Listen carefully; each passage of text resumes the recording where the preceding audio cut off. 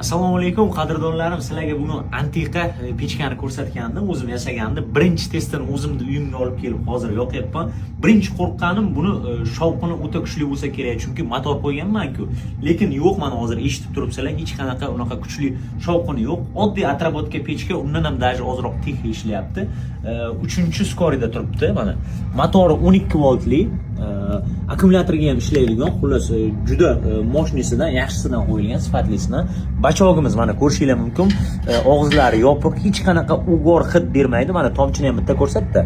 Mana tomchini ko'ryapsizlarmi? Bu даже hozir atrobotka pechkadan ham ancha ekonomичный bo'lyapti. Meni hisobim bo'yicha. Mana olovni ham sizlarga bitta ko'rsataydi. Mana. Mana ozgina ochamiz, tomchi boshqa joyga ketmasin mana. Mana ko'ryapsizlarmi? Yonishi hech qanaqa shovqini yo'q, unaqa kuchli. Yonishi zo'r. Hozir mana 1 soatga yaqin yonyapti. Uyda juda ham qiziqardi. Mana bunaqa bezaklar bilan ham berganman. Xullas, kimga ana shunaqa ekonomичный, ixcham, chiroyli pechkalar kerak bo'lsa, pastdagi nomerlarga telefon qilaverasizlar. Pechkacham yoqqan bo'lsa, like, podpiska, obuna bilan bitta qo'llab-quvvatlasanglar, yanada yangi narsalarni chiqarishga harakat qilaman. Sog' bo'linglar, omon bo'linglar.